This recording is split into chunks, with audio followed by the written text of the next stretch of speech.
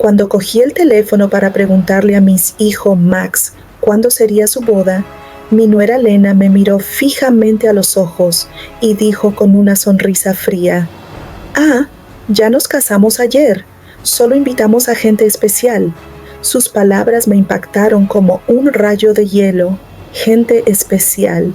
Yo, que durante 3 años les había pagado $500 de alquiler al mes, les había comprado todos los muebles de la casa y les había llenado la nevera cuando no podían permitirse la compra. No era una persona especial. Me quedé allí, en mi salón, con el teléfono en la mano como si pesara 1000 libras, observando a Max evitar mi mirada mientras Lena se relajaba en el sofá que yo había pagado. El vestido rosa pálido que había elegido para su boda seguía colgado en mi armario, intacto, junto a los zapatos nuevos y la fantasía de formar parte del día más importante en la vida de mi único hijo.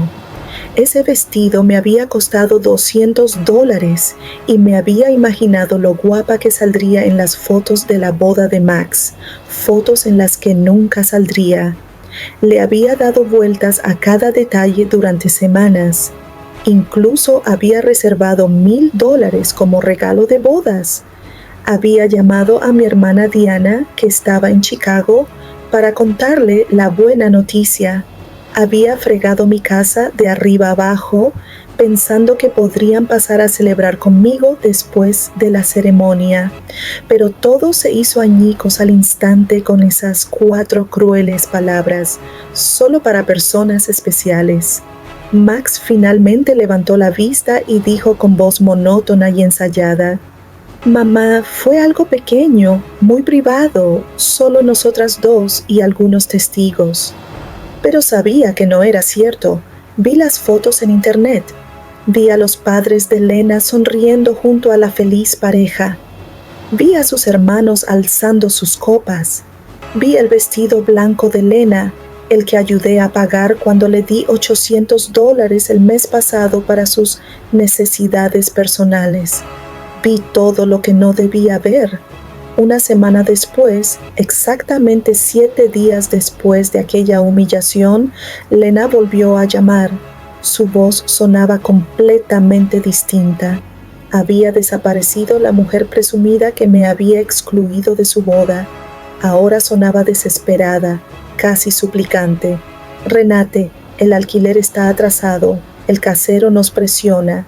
Dice que si no pagamos esta semana, nos vamos. Olvidaste transferirlo».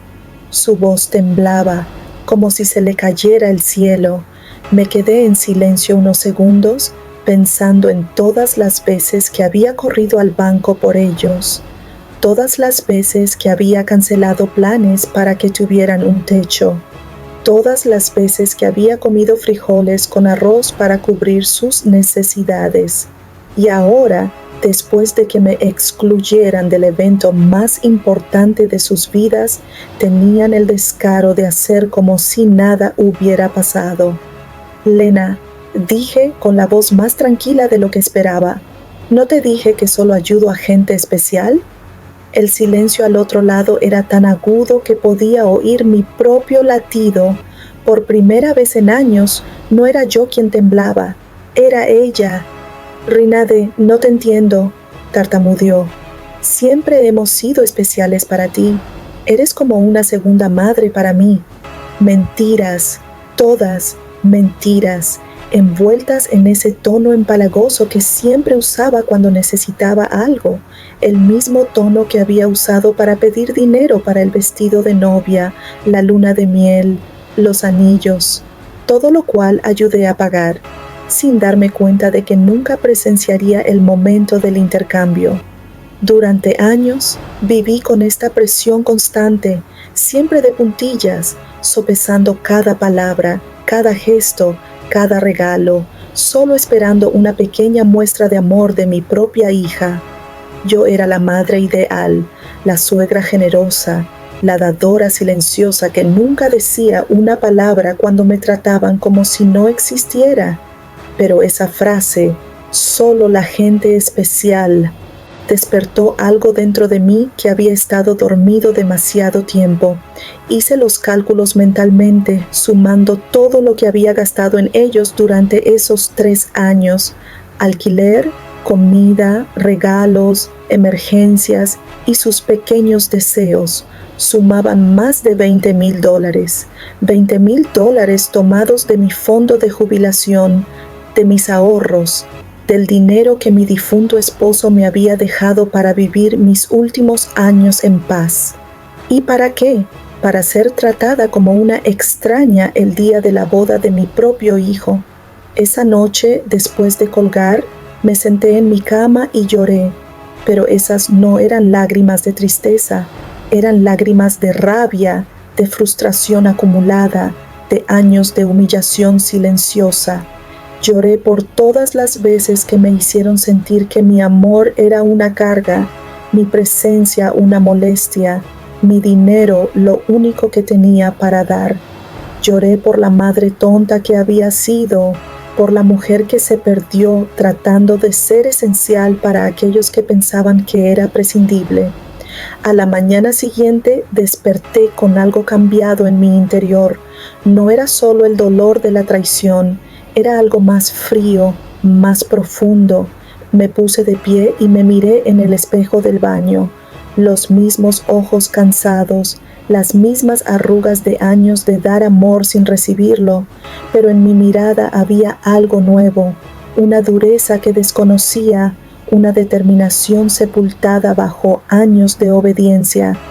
Fui a la cocina y preparé café, como cada mañana durante 40 años, pero esta vez no pensé en llamar a Max para preguntarle cómo había dormido.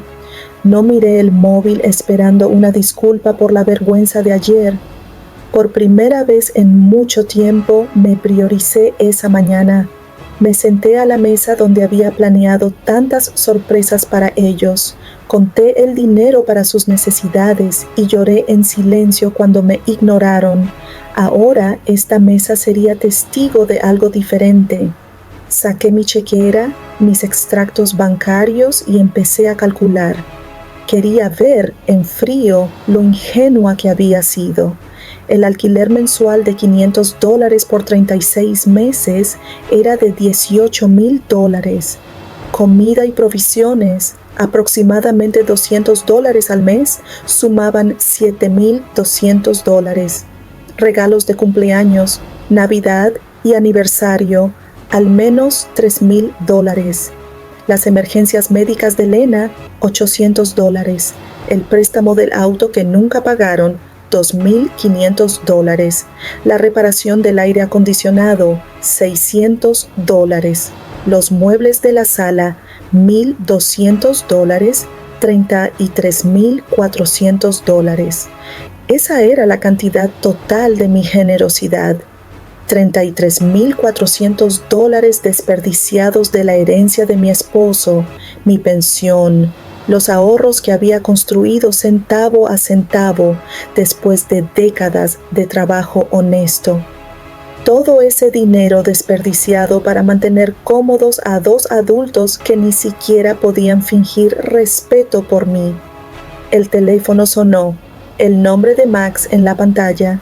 Por lo general, mi corazón se aceleraría y respondería, esperando que finalmente se disculpara, que explicara que todo fue un error, pero esta vez lo dejé sonar 1, 2, 3 veces. Luego se quedó en silencio y seguí bebiendo mi café como si nada. 10 minutos después volvió a sonar. Esta vez era Lena. Dejé que sonara también. Entonces Max me envió un mensaje. «Mamá, por favor, responde. Necesitamos hablar». Lo borré sin decir nada. A las 2 de la tarde decidí dar un paseo. Hacía meses que no salía sin motivo, sin recados, siempre al banco para enviar dinero, al supermercado para comprar lo que necesitaban, a la farmacia para las medicinas de Lena. Hoy salí a caminar simplemente porque me apetecía. Pasé por el parque donde solía llevar a Max cuando era pequeño. Pensé en ese niño tierno que me abrazaba y me decía que era la mejor madre del mundo. ¿Cuándo se había convertido en este hombre que me veía como un cajero automático con emociones? ¿Cuándo empecé a confundir el dinero con amor?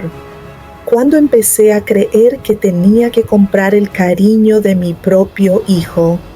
En el banco, donde había hecho innumerables transferencias automáticas, me detuve ante las puertas de cristal. El gerente de la sucursal, el señor Klein, me vio y me saludó. Lo conocía desde hacía años. Había gestionado todas mis transferencias a Max y Lena. Había visto cómo mi saldo disminuía mes tras mes, mientras el de ellos aumentaba. Entré y fui directo a su oficina. Señor Klein, dije, necesito cancelar todas mis transferencias automáticas. Me miró sorprendido. Durante 3 años, esos pagos habían sido tan constantes como el amanecer. ¿Está segura, señora Richter? ¿Pasó algo? Su preocupación era sincera, más sincera que cualquier interés que Max me hubiera mostrado en meses. Lo que pasó es que finalmente abrí los ojos, respondí. Quiero que cancelen todo y quiero saber cómo asegurar mis cuentas.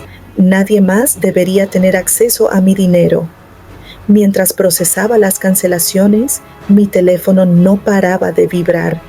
Maximum, Lena, luego Max otra vez. Era como si sintieran que su fuente de ingresos se les escapaba. Apagué el teléfono por completo. Señora Richter, dijo el señor Klein mientras me entregaba los documentos. Espero que no le importe que diga esto, pero siempre he admirado su generosidad.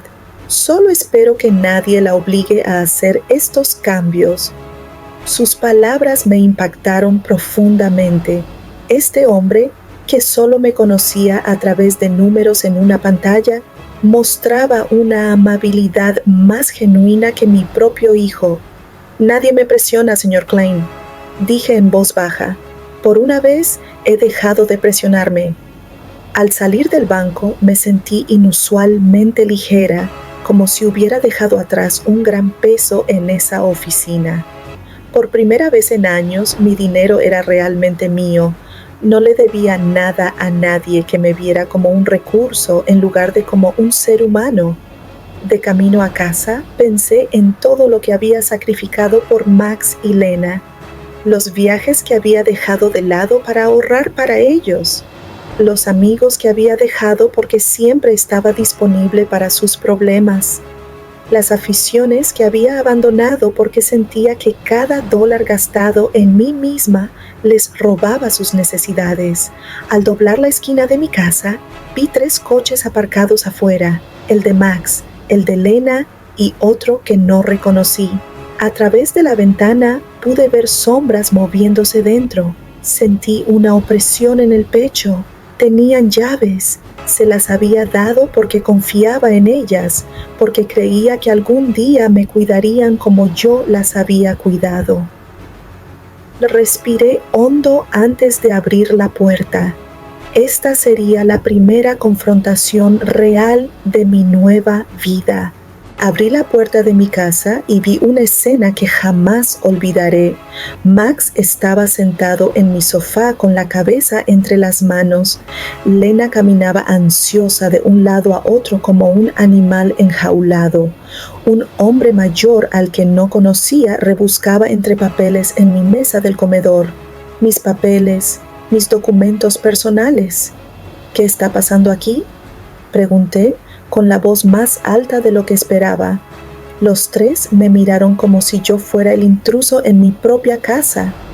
Lena fue la primera en hablar, su voz teñida de la misma urgencia desesperada que había oído por teléfono. Renate, gracias a Dios que estás aquí. Necesitamos hablar.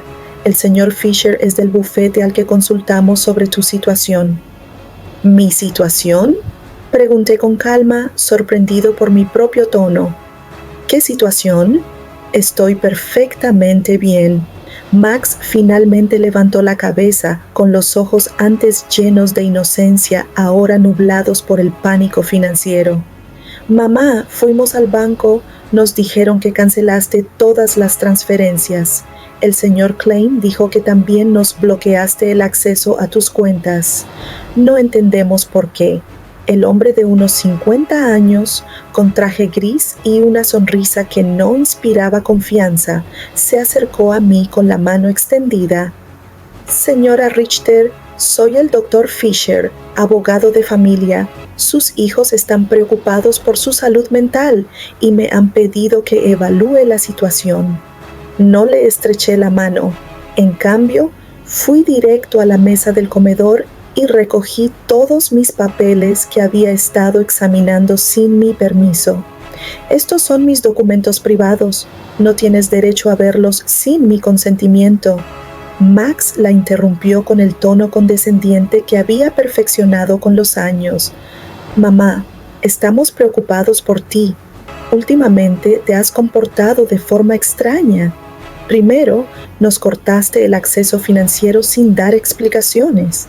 Luego, ignoras nuestras llamadas. Creemos que podrías necesitar ayuda profesional. Lena se acercó, tomándome la mano con la falsa ternura que solo usaba cuando quería algo. Renate, querida, sabemos que estás muy estresada. Quizás la soledad te esté afectando más de lo que crees. A tu edad, los episodios de confusión son normales. La palabra confusión resonó en mi interior como una campana de alarma. Ahora entendía por qué habían traído al abogado. No se trataba de ayudarme, era para declararme mentalmente incapacitada y tomar el control de mi dinero. La misma mujer que me había dicho que solo invitaban a personas especiales a su boda, ahora me trataba como a una anciana débil. No estoy confundida, dije con firmeza, silenciándolos a todos. Lo tengo más claro que en años y van a irse de mi casa ahora mismo. El doctor Fisher dio un paso al frente usando el tono tranquilo y profesional que usan los abogados para parecer razonable. Señora Richter, entiendo que se sienta abrumada, pero sus hijos tienen derecho a intervenir si creen que su capacidad para tomar decisiones financieras está afectada. Han documentado varios comportamientos preocupantes. La risa que escapó de mi garganta fue ronca y amarga. ¿Cómo qué? ¿Decidiendo que mi dinero me pertenece? ¿Decidir no seguir financiando la vida de dos adultos que me tratan como basura? Lena saltó como si la hubiera abofeteado. Nunca te tratamos mal. Eres parte de nuestra familia. Todo lo que tienes nos pertenecerá algún día, de todos modos. Solo estamos acelerando el proceso. Ahí estaba, la cruda y sin filtros verdad. Todo lo que poseía en sus mentes ya era suyo. Para ellos ya me había ido y simplemente estaban cobrando su herencia anticipadamente. No importaba si me quedaban 70 años o 70 días. Para ellos, yo era solo un cajero automático con patas, uno que finalmente había dejado de dispensar. Fuera, dije, señalando la puerta. Los tres. Fuera de mi casa. Max se levantó, con la misma expresión petulante que solía poner de niño cuando no conseguía lo que quería. Mamá, no podemos irnos así como así. Tenemos responsabilidades, el alquiler, los pagos del auto, la tarjeta de crédito que avalaste. No puedes dejarnos sin nada de la noche a la mañana. No puedo. Alcé la voz por primera vez en todo el intercambio. ¿Quién dice que no puedo? Durante años he pagado el alquiler de una casa que no era mía. He llenado la nevera de una casa donde no era bienvenido. He financiado una vida que claramente no tenía lugar para mí. El señor Fisher sacó una carpeta de su maletín y la dejó cuidadosamente sobre la mesa. Señora Richter, hemos preparado algunos documentos que podrían facilitar esta transición. Un poder notarial que permitiría a Max y Lena administrar sus finanzas de forma más eficiente. Esto sería temporal, solo hasta que se sienta mejor. Tomé la carpeta, ni siquiera la abrí, y la tiré directamente a la basura. La única transición que está ocurriendo aquí, dije con frialdad, es la suya a través de esa puerta principal. Lena empezó a llorar, pero no eran lágrimas de tristeza, eran lágrimas de rabia, de frustración por perder el control. No puedes hacernos esto, Renate. Contábamos contigo, hicimos planes basados en tu ayuda, compramos cosas, asumimos obligaciones porque sabíamos que podíamos depender de ti. Obligaciones basadas en mi dinero, dije, no en mi felicidad, ni en mi empresa, ni en mi bienestar, solo en mi dinero. Y ahora que he decidido usar mi propio dinero para vivir mi propia vida, de repente soy una anciana confundida que necesita un tutor. Max dio un paso hacia mí, pero di un paso atrás. No era el niño que una vez corrió a mis brazos después de una pesadilla. Era un hombre adulto de 35 años que veía a su madre como un obstáculo entre él y una vida fácil financiada por otra persona. Mamá, cometimos errores, dijo, intentando un tono de remordimiento. La boda, todo fue un malentendido. Lena estaba nerviosa. Yo estaba bajo presión. Podemos arreglar esto si vuelves a ser razonable. ¿Razonable? La palabra me supo amarga. Ser razonable significa seguir financiándote la vida mientras me tratas como a una extraña. Significa fingir que no me destrozó el quedarme fuera de el día más importante de la vida de mi único hijo. El señor Fisher recogió sus papeles con la serena eficiencia de alguien acostumbrado a que le rechacen sus propuestas. Señora Richter, esto no ha terminado, dijo. Su familia tiene opciones legales si está tomando decisiones financieras irracionales debido al deterioro mental. Un juez puede asignarle la tutela. Sus palabras fueron como un golpe. En ese momento comprendí que no era solo manipulación, era una auténtica amenaza legal. Querían despojarme del control sobre mi propia vida. Señor Fisher, dije, mirándolo fijamente a los ojos, le sugiero que investigue a fondo antes de amenazar a una mujer de 71 años que ha administrado sus finanzas a la perfección durante 40 años, que crió sola a su hijo después de la muerte de su esposo, que se ocupó de la casa y trabajó con dignidad hasta la jubilación, y que, hasta la semana pasada, mantuvo a 2 adultos plenamente capaces. Lena dejó de llorar. Su rostro se endureció, revelando la fría verdad que se escondía tras la actuación. Esto no se quedará así, Renate. Tenemos derechos y también abogados. Perfecto, respondí. Contrata a todos los que quieras, con tu propio dinero, claro, porque el mío ya no está disponible para tus rabietas legales. Los 3 se dirigieron a la puerta con el orgullo herido de quienes no están acostumbrados a que les nieguen algo. Justo antes de irse, Max se volvió hacia mí con una voz llena de advertencia. Mamá, esto va a acabar mal para ti. Te quedarás sola, sin nadie que te cuide cuando lo necesites. Max, dije en voz baja, aunque mi voz tenía una fuerza que no había sentido en años. Ya estoy sola. La única diferencia ahora es que es por decisión propia, no por tu negligencia. Cuando la puerta se cerró tras ellos, me quedé en medio de mi sala, rodeada del silencio más apacible que había escuchado en décadas. Era el silencio de la libertad.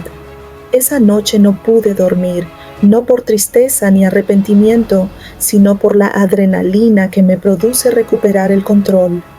Permanecí despierta, planeando mis próximos movimientos como un general preparándose para la guerra. Si Max y Lena querían pelear, les daría una, pero sería con inteligencia, no con emoción. A las 6 de la mañana ya estaba vestida y lista. Mi primera parada fue la oficina del abogado Weber.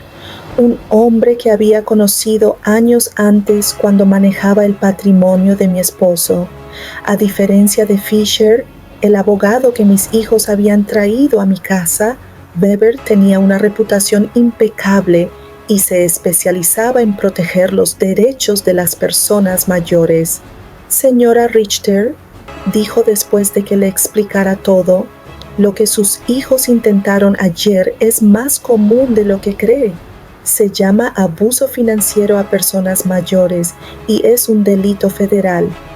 El hecho de que entraran en tu casa sin consentimiento y revisaran documentos privados también es una violación.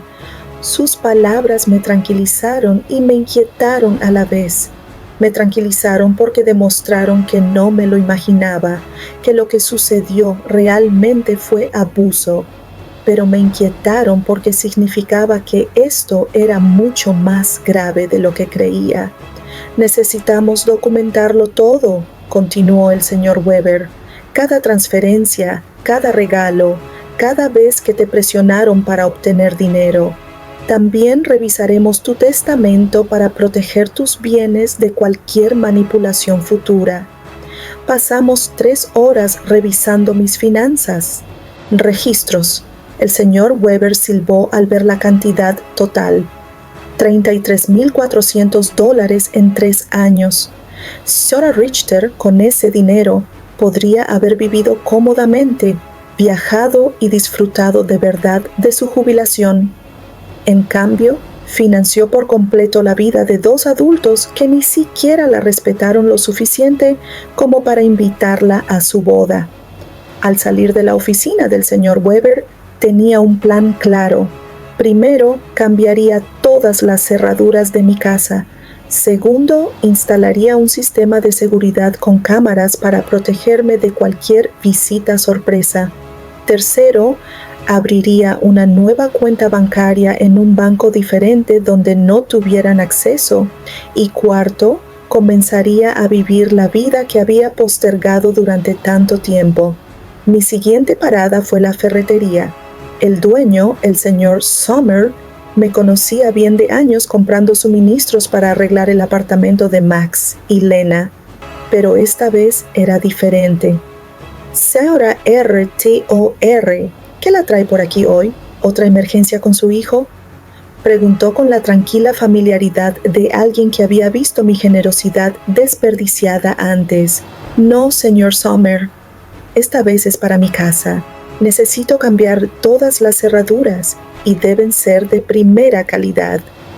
Pareció sorprendido, pero no dijo nada. Mientras elegía las cerraduras, apareció su hijo Ethan, que instala sistemas de seguridad. Providence, pensé. Ethan, le dije, también necesito instalar cámaras de vigilancia, un sistema completo. El precio no es un problema. Mientras preparaban la instalación al día siguiente, recibí una llamada de un número desconocido. Era Lena, que llamaba desde otro teléfono, ya que la había bloqueado después de la discusión de ayer. Renata, soy Lena.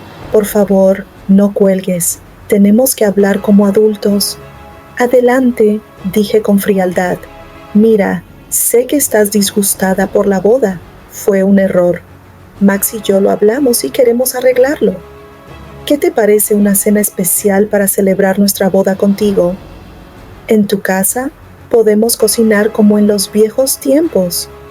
La manipulación en su voz era tan evidente que casi me río. Lena, ¿cuánto debes de alquiler exactamente?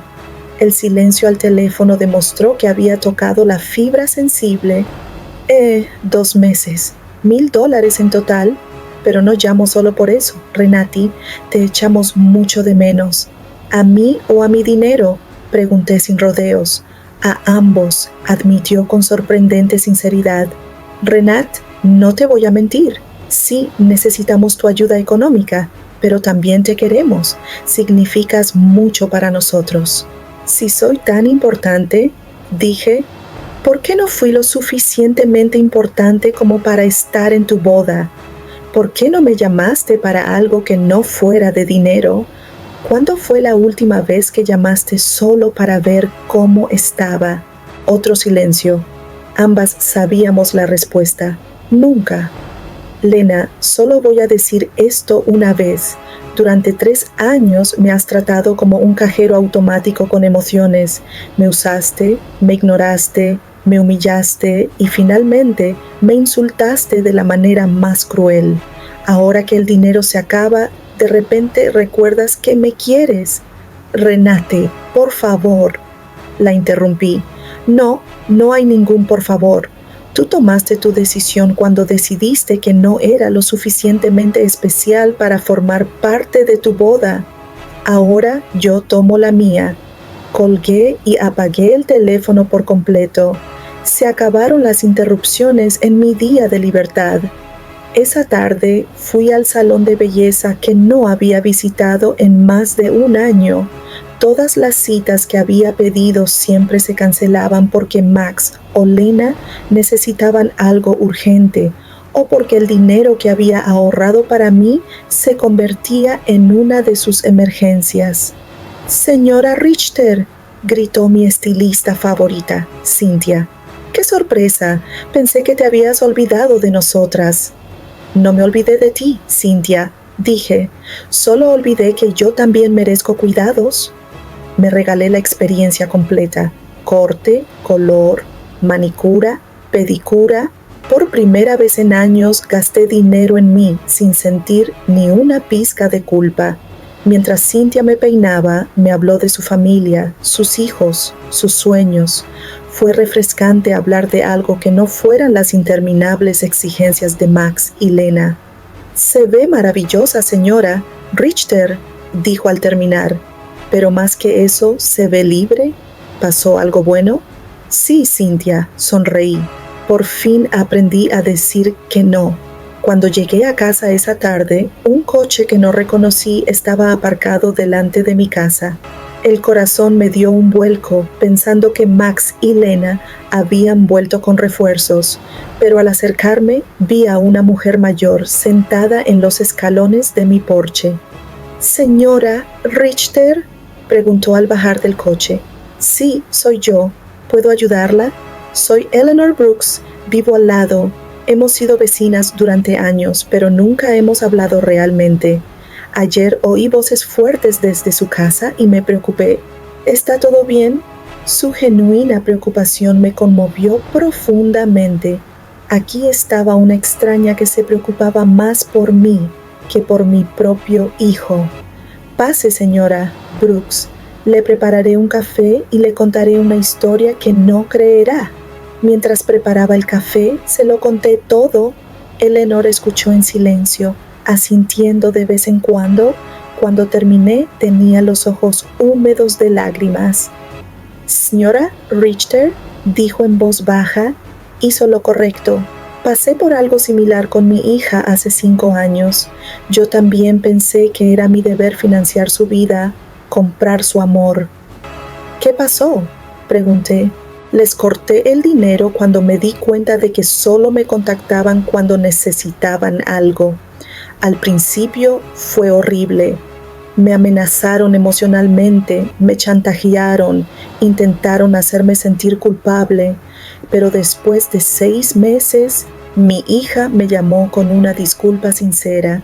Ahora tenemos una relación verdadera basada en el amor, no en el dinero». Sus palabras me dieron esperanza y confirmaron que había tomado la decisión correcta. «¿Crees que Max y Lena lo entenderán algún día?», pregunté. «Quizás sí, quizás no», respondió con sinceridad. «Pero esa ya no es tu responsabilidad, señora Richter. Tu trabajo ahora es vivir tu vida». Esa noche, por primera vez en 3 años, me acosté sin preocuparme si Max y Lena tenían dinero para el alquiler, comida o cualquier capricho que tuvieran. Pensé en mí, en mis planes, en mi futuro, y dormí mejor que en años. A la mañana siguiente, Ethan y el señor Summer llegaron a las 8 para cambiar las cerraduras e instalar el sistema de seguridad. Mientras trabajaban, mi teléfono vibraba sin parar con números desconocidos. Lena seguía intentando contactarme desde diferentes teléfonos, pero yo había dominado una nueva habilidad: ignorar las llamadas que no me servían.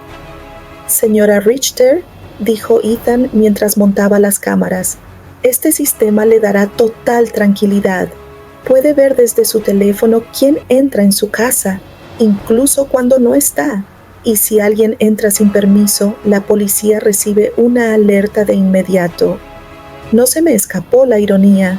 Estaba instalando seguridad para protegerme de mi propio hijo, pero ya no me dolía como antes. Era simplemente una medida práctica para proteger mi nueva paz.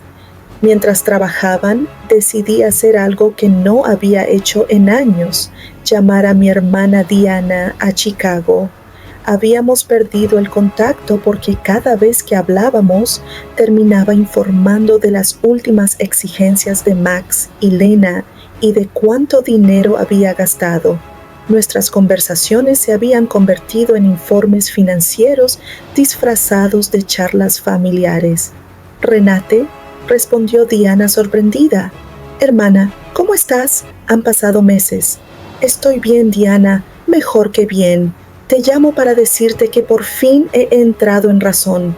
Le conté todo: la boda secreta, la humillación, la visita del abogado y mi decisión de cortarles la comunicación. Diana escuchó en silencio. Cuando terminé, su respuesta me sorprendió. «Renate, hermana, ya era hora. Cada llamada me rompía el corazón cuando alardeabas de cuánto dinero les dabas, como si el amor se contara en dólares. Quería decir algo, pero no sabía cómo». «¿Qué querías decirme?» «Que Max nunca hablaba de ti con cariño cuando lo veía en las reuniones familiares. Siempre era: mi mamá me ayudó con esto, o mi mamá compró aquello, pero nunca extraño a mi mamá, o amo a mi mamá. Parecías una proveedora de servicios, no familia». Sus palabras dolieron, pero se sintieron necesarias, como un médico que limpia una herida. Duele, pero sana. «¿Sabes qué más noté?», continuó Diana. «Lena siempre hablaba de ti en futuro. Cuando Renate ya no esté, remodelaremos su casa, o cuando heredemos nosotros. Invertirán en el negocio», dijo, «como si estuvieran esperando a que murieras para finalmente vivir». Sus palabras me cayeron como un balde de agua helada. No me veían solo como un cajero automático, sino como una barrera temporal entre ellos y su futuro. Mientras yo estaba ocupada intentando hacerlos felices, ellos ya estaban planeando una vida sin mí. Después de hablar con Diana, me senté en la cocina, intentando procesarlo todo. Años de matrimonio con un hombre que me amaba de verdad, 35 años criando sola a mi hijo después de su muerte, y 3 años financiando a 2 adultos que me veían como un obstáculo de $100,000. Sonó el timbre y, a través de mis nuevas cámaras, vi que era Eleanor, con una taza en las manos. Abrí la puerta y me ofreció un café recién hecho. «Pensé que quizás necesitarías compañía después de todo lo que compartiste ayer», dijo con esa sonrisa cálida y genuina que ya estaba aprendiendo a apreciar. Nos sentamos en mi sala mientras Eleanor me contaba más sobre su propia historia. «Mi hija me dijo lo mismo que la tuya. Eres como una segunda madre para mí. Somos especiales para ti. De todas formas, algún día todo será nuestro». Son frases ensayadas, señora Richter, directamente del manual de manipulación emocional. «¿Crees que existe realmente un manual así?», pregunté medio en broma. «No oficialmente», se rió, «pero parece que todos siguen el mismo guión. Capítulo 1, hazla sentir indispensable. Capítulo 2, crea constantes emergencias financieras. Capítulo 3, cuando se resista, cuestiona su cordura. Ambas nos reímos, pero fue una risa amarga, la que duele y sana a la vez. Fue gracioso y trágico reconocer lo predecible que había sido el comportamiento de nuestros hijos. ¿Alguna vez te sentiste culpable por cortar con ellos? Pregunté. Todos los días durante los primeros 3 meses, admitió, pero entonces empecé a ver cambios. Mi hija consiguió un segundo trabajo. Su marido dejó de jugar al golf todos los fines de semana y empezó a trabajar turnos extra. Aprendieron a vivir con sus posibilidades y lo más importante, aprendieron que yo era una persona, no una cartera. Esa tarde decidí hacer algo que llevaba años posponiendo, visitar la tumba de mi marido. Siempre encontraba excusas para no ir, porque Max o Lena me necesitaban, o porque parecía que era mejor invertir el taxi en una de sus supuestas emergencias. El cementerio estaba tranquilo y silencioso. La tumba de Robert parecía un poco abandonada, un silencioso recordatorio de cuánto tiempo me había mantenido alejada. Me senté en el césped junto a su lápida y le hablé como si estuviera allí mismo. Robert, mi amor, creo que me perdí por un tiempo. Después de que te fueras, me entregué por completo a Max. Quería ser la madre perfecta, intentando llenar el vacío que dejaste tu ausencia. Pero en algún momento olvidé quién era. El viento soplaba suavemente y, por un breve instante, sentí que podía oírme. Nuestro hijo se ha convertido en alguien que apenas reconozco. O quizás siempre fue así y me negué a verlo. Su esposa, bueno, ya la conoces. El dinero que me dejaste para vivir en paz, lo gasté cuidándolos. Pero ya no, mi amor, he aprendido. Limpié su tumba, sustituí las flores marchitas por otras frescas y me quedé 1 hora más, simplemente disfrutando de la calma. Por primera vez en años, no tenía prisa por volver a casa para solucionar la crisis de Max o Lena. Cuando regresé, vi 3 coches aparcados delante de mi puerta. Se me aceleró el corazón, pero esta vez estaba lista. Las cámaras mostraban a Max, Lena y 2 desconocidos, todos agitados, hablando y señalando mi casa. Me quedé dentro del coche y llamé al señor Weber, mi abogado. Señor Weber, están otra vez en mi casa, esta vez con más gente. ¿Qué hago? No salga del coche, señora. Richter, voy de camino y voy a llamar a la policía. Después de nuestra conversación de ayer, solicité una orden de alejamiento temporal. No pueden entrar en su propiedad. Minutos después, llegó el señor Weber con 2 patrullas. Vi cómo los agentes confrontaban a Max y Lena. Vi a mi hijo agitar los brazos con rabia y a Lena llorar de nuevo, pero esta vez sus lágrimas no me conmovieron. Un agente se acercó a mi coche. Señora, ya puede salir. Sus visitas se marcharán inmediatamente. Al salir, Max gritó desde el otro lado de la calle. Mamá, esto es una locura. Somos familia. No puede llamar a la policía por su propio hijo. Respondí con una calma que desconocía. La familia no amenaza con demandas por problemas de salud mental. La familia no entra en casas sin permiso. La familia no trata a sus madres como cajeros automáticos. Lena gritó, va a pagar todo lo que debe. Tenemos facturas que usted avaló. No puede abandonarnos sin más. El señor Weber intervino. Señora Brooks, cualquier comunicación futura debe pasar por mi oficina. Le sugiero que consulte con un abogado antes de amenazar. Mi clienta tiene documentación completa de cada pago que hizo voluntariamente durante 3 años. Los vi alejarse, derrotados, pero no derrotados. Sabía que esto no había terminado, pero por primera vez me sentí fuerte. Tenía apoyo profesional, la amistad de Ellen y, lo más importante, claridad mental sobre el bien y el mal. Esa noche, Eleanor me invitó a cenar a su casa. Conocí a su hija, que había estado de visita un rato, y por fin vi cómo era una familia. Hablaban con respeto, se hacían preguntas sinceras sobre la vida de cada uno y se reían juntas. Su hija no me miraba ni una sola vez en toda la noche. Yo también quería eso con Max. Le confesé a Eleanor después de que su hija se fue. Quizás algún día lo hagas, dijo con dulzura, pero primero tiene que aprender que eres una persona que merece respeto, no solo dinero. Por primera vez en semanas me fui a la cama con esperanza.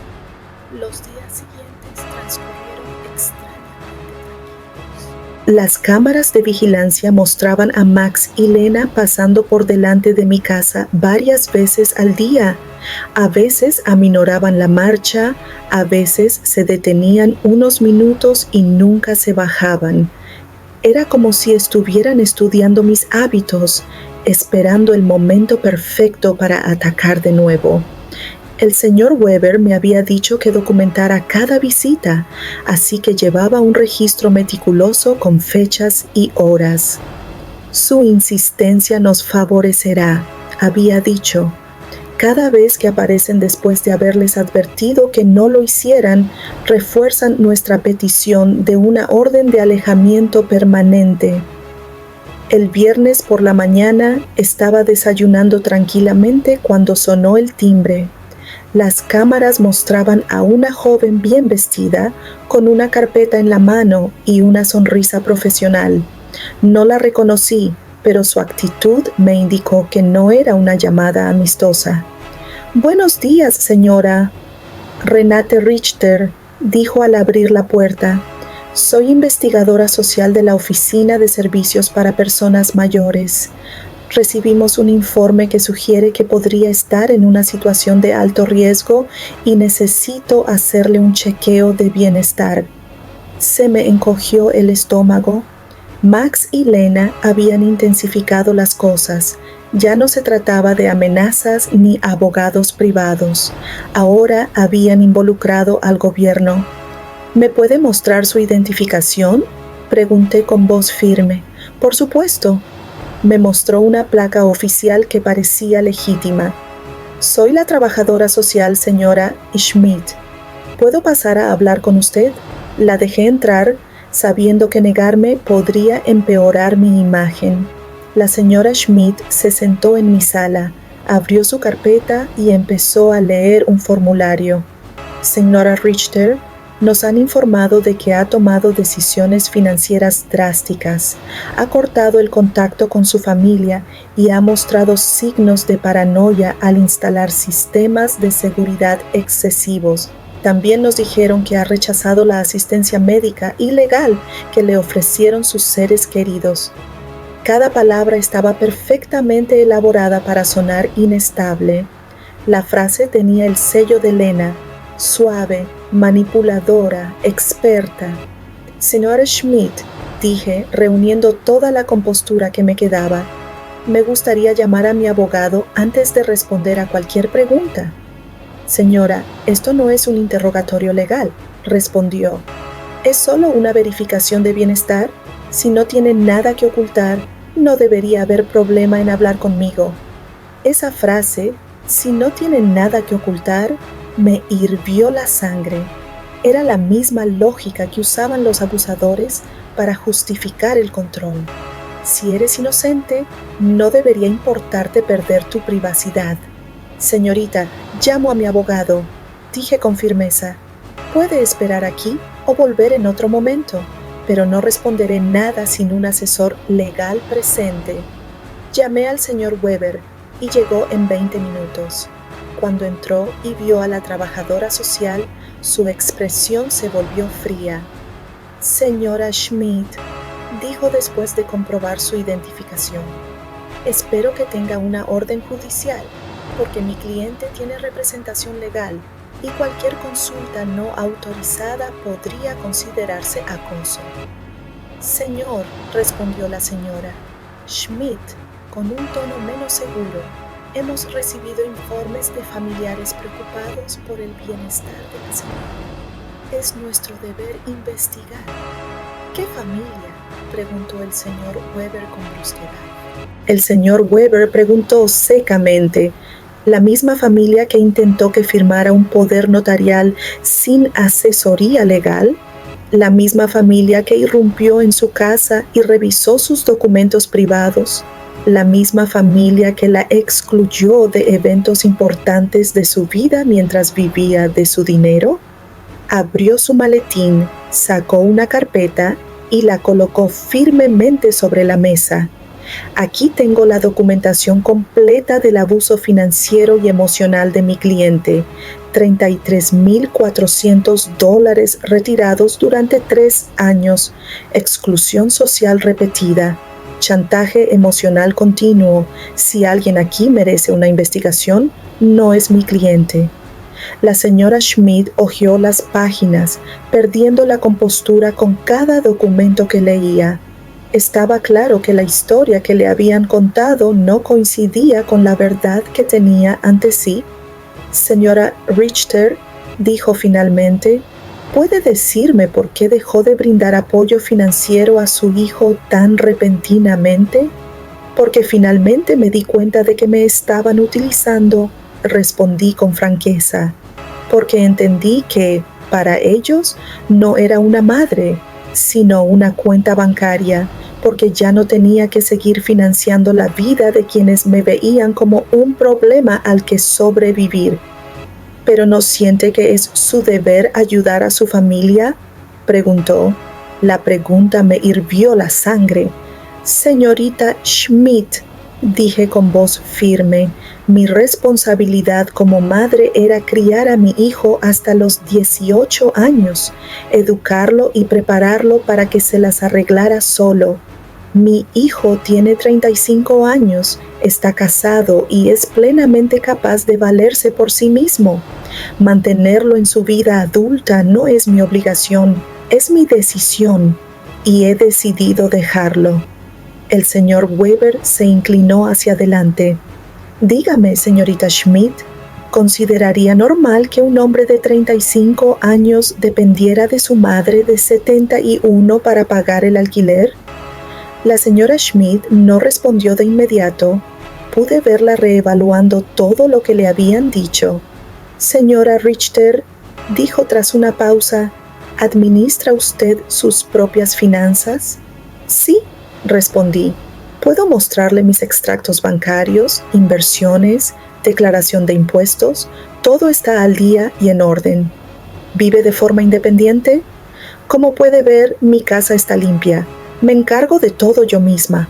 Conduzco, cocino, mantengo mi propiedad y tengo amigos y vecinos con quienes paso tiempo. ¿Toma algún medicamento? Solo vitaminas y alguna aspirina de vez en cuando. No tiene problemas de salud ni recetas. El señor Weber añadió, mi clienta se sometió recientemente a evaluaciones médicas y psicológicas completas como parte de nuestro caso. Goza de excelente salud, tanto física como mental. La señora Schmidt cerró su carpeta y se puso de pie. Señora Richter, basándome en nuestra conversación y en los documentos que he revisado, no veo ninguna señal de que esté en peligro o necesite intervención. Voy a cerrar este caso. Después de que se fuera, el señor Weber y yo nos sentamos en silencio durante varios momentos. Finalmente se volvió hacia mí. Renate, dijo con gravedad, esto va a seguir empeorando. Max y Lena están gastando dinero que no tienen en contratar expertos para que te declaren incompetente. ¿Significa eso que están desesperados? Sí, exactamente eso. ¿Qué más pueden hacer? Pueden presentar una demanda alegando incompetencia. Es costoso y difícil de ganar. Pero si encuentran un juez comprensivo y un psiquiatra dispuesto a apoyarlos, podrían conseguir que les asignen un tutor. La idea me asustó. Podrían tomar el control de mis finanzas. Podrían intentarlo, pero tenemos pruebas contundentes de que eres plenamente competente y de que su motivo es la codicia, no una verdadera preocupación. Esa tarde llamé a Diana para desahogarme. Hermana, me dijo después de escucharme, ¿no ves hasta dónde están dispuestos a llegar por dinero? Están arriesgando lazos familiares, gastando en abogados y médicos, arruinando su propia reputación, todo para volver a acceder a tu cuenta bancaria. Sus palabras me hicieron reflexionar. Max y Lena habían mostrado su verdadera cara. No había vuelta atrás, no había posibilidad de una verdadera reconciliación. Para ellos, nunca había sido una madre ni una suegra respetada. Siempre fui solo dinero con piernas. Esta constatación, aunque dolorosa, fue liberadora. Ya no dudaba de mi decisión. Ya no me sentía culpable por protegerme. Se habían demostrado a sí mismos que mi bienestar era menos importante que mi dinero. Esa noche Eleanor vino de visita con una sorpresa. Había invitado a sus amigas del club de jardinería a conocerme. Renate dijo, «Estas son mis amigas Cynthia, a quien conoces del salón, María, Carmen y Alfreda. Todas hemos enfrentado luchas similares con familiares abusivos». Pasamos la noche compartiendo historias. María tuvo que poner límites con un hermano que no paraba de pedirle dinero. Carmen había cortado el contacto con su hija, que solo la visitaba cuando necesitaba efectivo. Alfreda cambió su testamento después de enterarse de que sus nietos la consideraban su fondo de jubilación. Lo que más me duele, confesé, no es perder el dinero que les di, sino darme cuenta de que nunca recibí el amor que creía tener. Renate, Alfreda dijo con la sabiduría de sus 80 años que el amor verdadero no se compra ni se vende. Si había que pagar por él, nunca era real. Sus palabras me golpearon profundamente en el alma herida. Tenía razón. Había comprado atención, no amor. Había financiado una ilusión. ¿Sabes lo que he aprendido? Les dije a mis nuevos amigos que la soledad rodeada de quienes no te quieren es peor que estar sola. Al menos ahora, cuando estoy sola, estoy en buena compañía. Todos rieron y brindamos por nuestra nueva sabiduría. Esa noche, después de que mis amigos se fueran, me senté en mi jardín a pensar. Las estrellas brillaban más que nunca, o tal vez solo las vi con más claridad. Por primera vez en mi vida adulta estaba sola financieramente, sin dependencia, sin obligaciones con nadie más que conmigo misma. Y en lugar de asustarme, esto me emocionaba.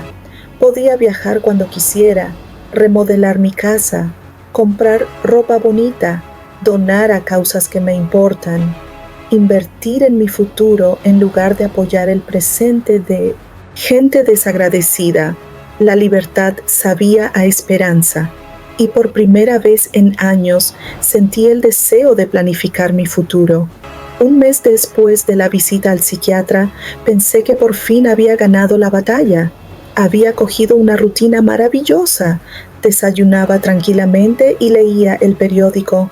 Cuidaba mi jardín, almorzaba con Eleanor o con alguna de mis nuevas amigas. Y por las tardes me entregaba a actividades que había abandonado durante años. Había retomado la pintura, algo que me apasionaba antes de convertirme en la financiera personal de Max y Lena. Pero un jueves por la mañana, mientras pintaba flores en mi nuevo caballete, el señor Weber llegó a mi casa con una expresión tan sombría que me heló la sangre. «Renate, tenemos que hablar. Max y Lena han presentado una demanda formal por incompetencia mental en el juzgado de familia. Piden que te asignen un tutor legal». Sus palabras me impactaron como piedras. Sabía que era una posibilidad, pero oírlo en voz alta lo hizo terriblemente real. ¿Eso significa que pueden tomar el control de mi dinero? Si un juez decide que no puedes administrar tus asuntos, sí, podrían asignar a Max como tu tutor legal, lo que le daría control total sobre tus finanzas. Me hundí en el sofá, sintiendo el peso de la mayor traición que jamás había experimentado. Mi propio hijo intentaba declararme legalmente incompetente para robarme mi dinero. Señor Weber, ¿qué pruebas podrían tener? Usted mismo ha visto que soy completamente competente. Tienen declaraciones de 3 testigos que dicen que usted se ha comportado de forma errática. También presentaron facturas médicas impagadas que supuestamente no pagaste y medicamentos que supuestamente acumulaste sin tomar. Pero eso es mentira. No tengo facturas impagadas ni medicamentos acumulados. Lo sé, Renate, pero han fabricado pruebas convincentes. También tienen una declaración del doctor Lehman que dice que usted se negó a cooperar con una evaluación psiquiátrica, la cual están usando como prueba de deterioro mental. La manipulación fue diabólica. Habían convertido mi negativa a someterme a un examen innecesario en prueba de enfermedad mental. Habían distorsionado mi instinto de protegerme de ellos para convertirlo en prueba de que necesitaba protección. ¿Quiénes son los 3 testigos? El señor Weber hojeó sus documentos. Lena, por supuesto, un vecino llamado señor Davis y alguien que dice ser su farmacéutico, el señor Green.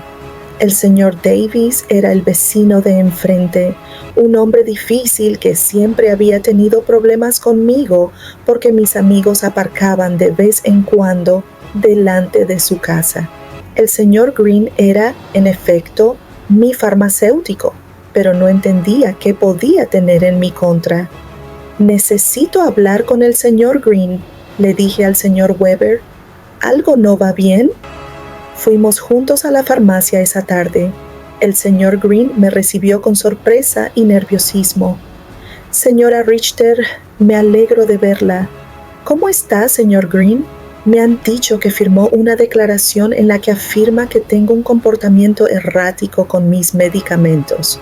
Se puso rojo como un tomate. «Señora Richter, su nuera vino hace unas semanas a preguntar por sus medicamentos. Dijo que estaba preocupada porque usted se había comportado de forma extraña». «¿Y qué le dijo?» «Le explicó que solo compra vitaminas y aspirinas ocasionales, que no tiene recetas regulares, pero ella insistió en que eso demostraba que no estaba cuidando bien su salud». El señor Weber la interrumpió. «Señor Green, ¿firmó algún documento?» Trajo un papel que decía que yo confirmaba los hábitos de medicación irregulares de la señora Richter. Supuse que era algo para su seguro o su historial médico. No tenía ni idea de que era para una demanda. Mi propio farmacéutico había sido engañado para que firmara algo que no entendía del todo. El engaño de Lena parecía interminable. «Señor Green», le dije, «necesito que prepare una declaración que describa exactamente lo ocurrido y aclare que no tengo problemas con la medicación». «Desde luego, señora Richter, le pido disculpas por la confusión». Después de salir de la farmacia, fuimos a confrontar al señor Davis. Cuando llamamos, abrió la puerta con abierta hostilidad. «¿Qué quiere, señor Davis?» El señor Weber dijo: «Tengo entendido que firmó una declaración sobre la conducta de mi cliente». «Así es, lo hice. Esa mujer está loca. Lleva semanas comportándose de forma errática. ¿Podría especificar qué comportamientos notó?» «Instalaba cámaras como si estuviera en una fortaleza. Dejaba que desconocidos la visitaran constantemente. Le gritaba a su familia en público. Me di cuenta de que el señor Davis lo había manipulado todo. Las cámaras eran para su seguridad. Los desconocidos eran mis nuevos compañeros. Los gritos eran para proteger mi casa de las intrusiones de Max y Lena». «Señor Davis», le pregunté, «¿sabe por qué instalé esas cámaras?» «No, y me da igual. Para protegerme de mi hijo y mi nuera, que entraron en mi casa sin mi consentimiento y me amenazaron». Eso es exactamente lo que diría un loco. Se burló. No había manera de razonar con él. Sus afirmaciones eran percepciones superficiales con malicia. Esa noche el señor Weber y yo nos sentamos a organizar nuestra defensa. Renadi, necesitamos una evaluación psiquiátrica independiente. Tengo una colega, la doctora Moore, especializada en evaluaciones de capacidad mental. Ella puede confirmar oficialmente que eres completamente competente. ¿Y si Max y Lena sobornaron al juez? ¿Y si nada de esto importa porque ya han decidido que soy incompetente? Renade, el sistema tiene fallas, pero no es completamente corrupto. Tenemos pruebas contundentes de tu salud mental y de sus motivos financieros. Lucharemos contra esto. Al día siguiente me reuní con la doctora. Moore era una mujer de unos 50 años, de mirada amable pero perspicaz. Señora Richter, le haré varias preguntas y le haré algunas pruebas para evaluar su capacidad mental. Tómese su tiempo y responda con sinceridad. Durante 2 horas me interrogó sobre mi memoria, razonamiento, conocimientos financieros y estabilidad emocional. También me administró evaluaciones cognitivas y me hizo resolver problemas lógicos y matemáticos. Señora Richter, dijo al terminar, sus resultados están muy por encima del promedio para su edad. No solo es mentalmente competente, sino que su rendimiento cognitivo es excepcional. Doctor, ¿por qué cree que mi familia está haciendo esto? Por lo que ha descrito y los documentos que revisé, este parece ser un caso clásico de explotación financiera a personas mayores. Lamentablemente, es mucho más común de lo que la mayoría cree. Salí de la cita sintiéndome a la vez reivindicada y apenada. La confirmación de mi salud mental fue un alivio, pero también confirmó la necesidad de esta demanda. Esa tarde, Eleanor convocó una reunión de emergencia con todos nuestros amigos del club de jardinería. Cuando expliqué la petición de incompetencia, todos se pusieron furiosos. Renate, dijo María, testificaremos por ti. Llevamos semanas contigo y cualquiera puede ver que lo estás haciendo de maravilla. Mejor que de maravilla, añadió Cynthia. Eres más aguda y fuerte que la mayoría de las mujeres de 40 años que conozco. Alfreda, con sus 80 años de sabiduría, me tomó de la mano. Renate, querida, lo que hacen tus hijos no es nada nuevo. Durante generaciones, herederos codiciosos han intentado declarar a sus padres incapaces de apoderarse de su riqueza. Pero tú posees lo que la mayoría de esas víctimas carecían: registros, asesoría legal y amigos dispuestos a defenderte. Sus palabras me llenaron de renovada esperanza. No estaba sola en esta lucha. Contaba con un ejército de mujeres fuertes que habían presenciado mi transformación con sus propios ojos. ¿Sabes qué es lo que más duele de todo esto?, dije. Que Max y Lena están dispuestos a destruir cualquier posibilidad de reconciliación por dinero. Aunque estuviera dispuesta a perdonarlo todo hasta ahora, no hay vuelta atrás. Quizás sea lo mejor, respondió Cynthia. Al menos ahora sabes exactamente quiénes son y puedes seguir adelante en consecuencia. Esa noche, por primera vez desde que comenzó esta dura prueba, lloré de verdad, no de desesperación, sino de duelo. Me despedí del hijo que creía conocer, de la fantasía de una familia amorosa, de la ilusión de que el amor incondicional era mutuo. Pero algo más despertó en mí. Una férrea determinación de no dejar que me quitaran no solo mi dinero, sino también mi dignidad y mi libertad. La batalla había comenzado oficialmente y estaba lista para luchar. El juicio tuvo lugar 3 semanas después. Me levanté temprano, me puse mi mejor traje negro y me miré al espejo con una fuerza que nunca antes había sentido. Hoy no solo se juzgaría mi cordura, sino también mi dignidad como persona, mi derecho a vivir libre de abusos, mi valor más allá de cualquier saldo bancario. El señor Weber llegó a las 7 para revisar nuestro plan por última vez. Renate, recuerda, la carga de la prueba recae sobre ellos. Deben demostrar que eres incompetente. Solo necesitamos demostrar que no lo eres. ¿Y si el juez es parcial? El juez Miller es conocido por su imparcialidad. Revisé sus fallos anteriores. No se pone automáticamente del lado de las familias. Valora la protección de los derechos de los mayores. Llegamos al juzgado a las 9. En el pasillo vi a Max con un traje nuevo, claramente comprado para la ocasión, y a Lena de negro, como si asistiera a un funeral. Quizás ella estaba, el funeral de nuestra relación familiar.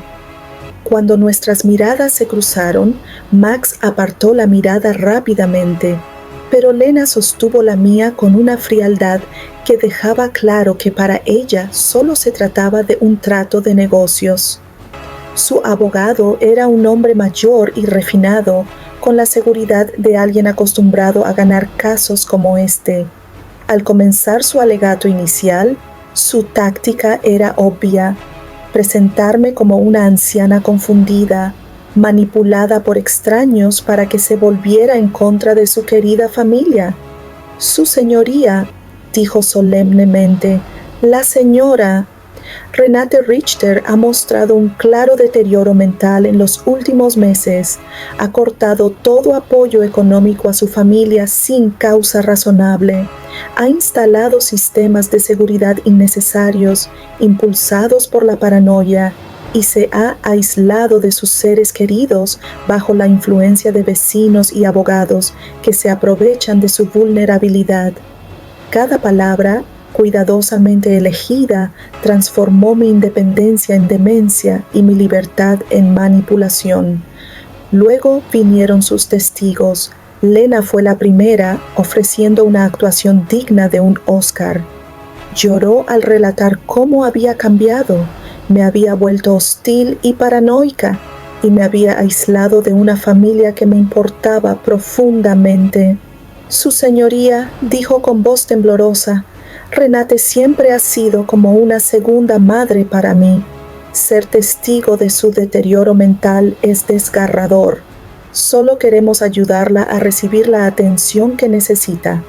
Mentiras envueltas en lágrimas que parecían reales. Pero cuando el señor Weber la interrogó, aparecieron las grietas.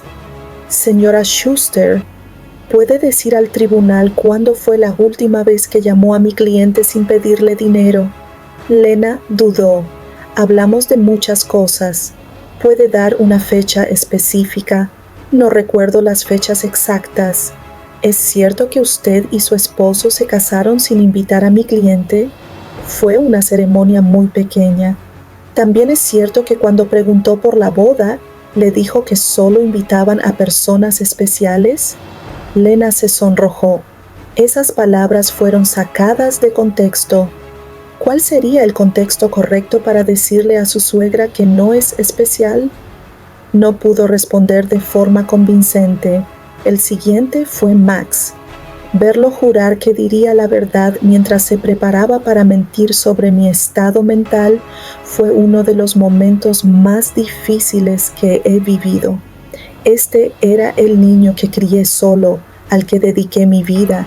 Mi madre siempre ha sido muy generosa con nosotros, testificó, pero últimamente ha estado errática e irracional. Creemos que está bajo la influencia de personas que la explotan. Cuando el señor Weber lo interrogó, se le cayó la máscara por completo. Señor Richter, ¿cuánto dinero ha recibido de su madre en los últimos 3 años? No sé la cantidad exacta. ¿Le parece bien $33,400? Quizás simplemente siempre ha sido generosa. ¿Y cuántas veces la ha visitado sin pedirle dinero?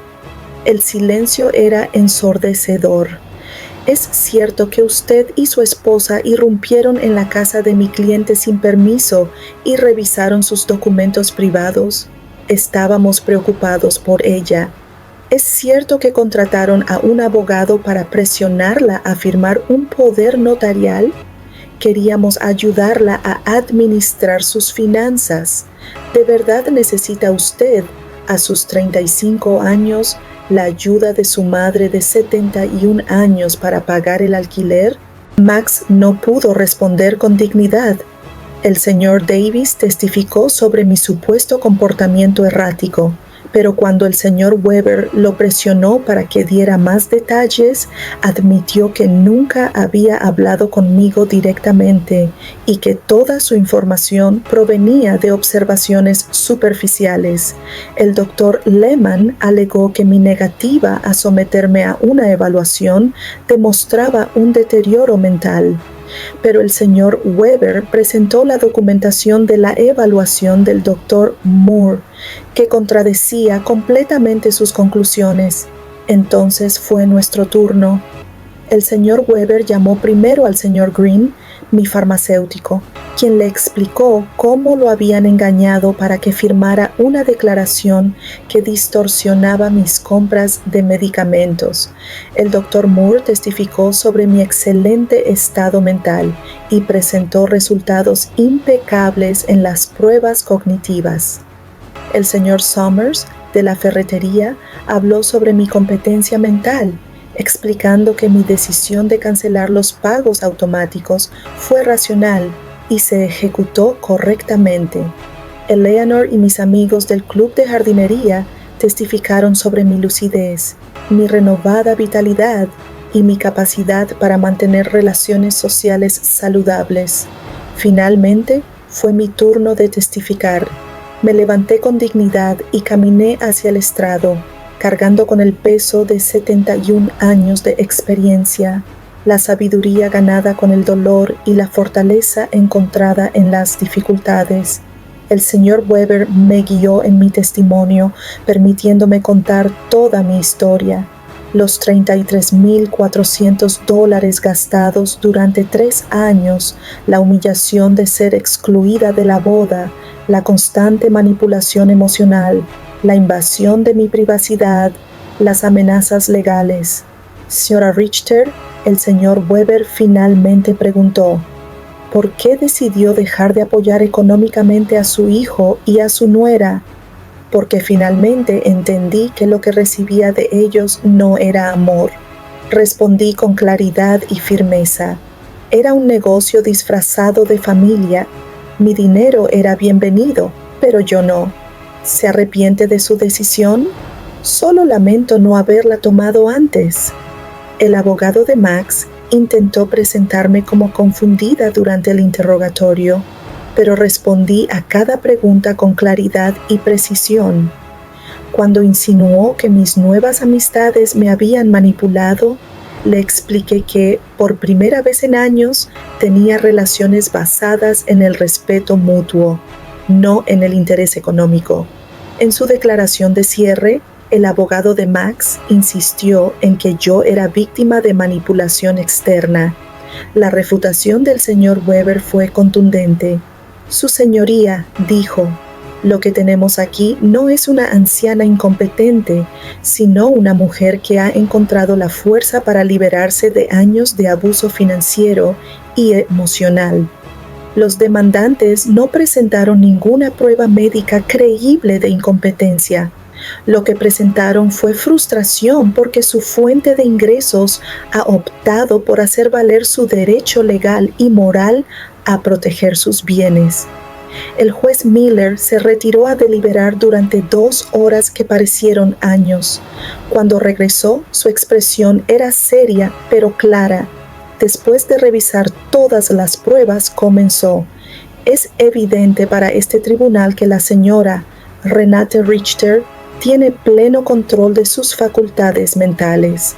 Las evaluaciones psiquiátricas profesionales confirman su capacidad cognitiva. Sus decisiones financieras, aunque dolorosas para su familia, son totalmente racionales y están dentro de sus derechos. Mi corazón empezó a latirme con fuerza. La jueza continuó. Además, las pruebas demuestran que esta demanda busca un beneficio económico, no una preocupación genuina por el bienestar de la señora Richter. El tribunal deniega por completo la solicitud de tutela. Había ganado no solo la demanda, sino mi libertad, mi dignidad, mi derecho a vivir libre del abuso de quienes decían amarme. Al salir del juzgado, vi a Max y Lena discutiendo furiosamente con su abogado. Lena me lanzó una mirada de puro odio antes de darse la vuelta.